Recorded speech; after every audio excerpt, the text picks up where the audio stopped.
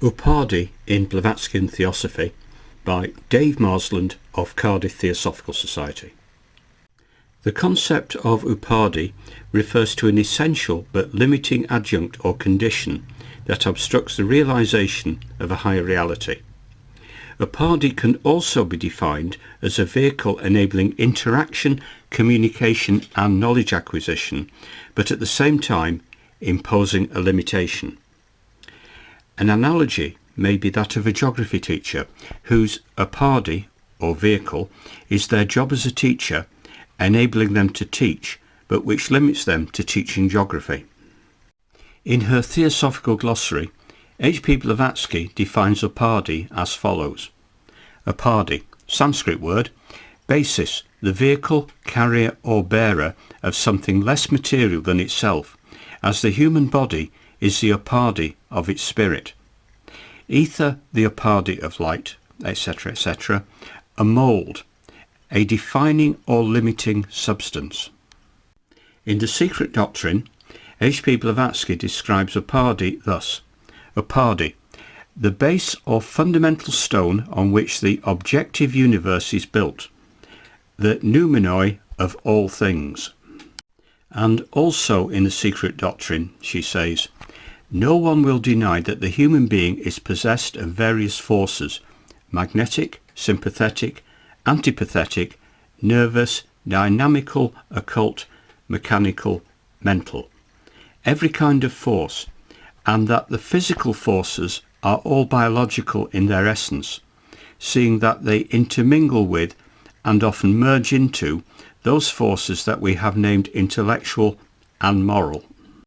The first being the vehicles, so to say, the upadhi of the second. No one who does not deny soul in man would hesitate in saying that their presence and commingling are the very essence of our being, that they constitute the ego in man, in fact. She says further on upadhi, to become complete and comprehensible, a cosmogonical theory has to start with a primordial substance diffused through boundless space of an intellectual and divine nature. That substance must be the soul and spirit, the synthesis and seventh principle of the manifested cosmos, and to serve as a spiritual upadhi to this, there must be the sixth, its vehicle, primordial physical matter, so to speak, though its nature must escape forever our limited normal senses. Here are some examples of upadhis that apply to the human condition and existence. The most obvious example of upadhi in humanity is the physical body, or shula sharira.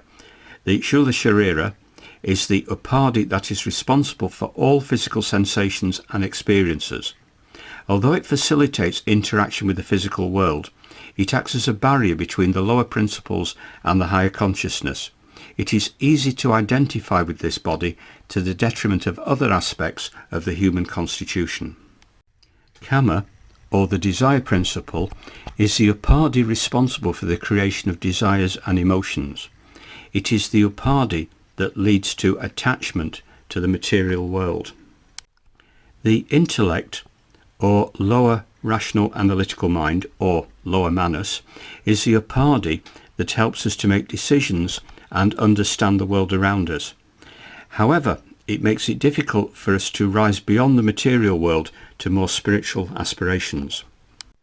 The personality ego, or combination of kama and manas, or ahankara, is the upadhi that creates a sense of individuality and separates us from the higher principles. It is the upadhi that causes us to identify with our thoughts and emotions rather than with our true nature. Prana is the life force that flows through our bodies and is responsible for supporting all bodily functions. It is also the upadhi that keeps us attached to the condition, limitations and well-being of our physical bodies. Karma is the upadhi that creates a sense of causality and is our teacher. But without inner work, it makes it difficult for us to understand the true nature of reality. Through the cycle of death and rebirth, it binds us to the consequences of our actions.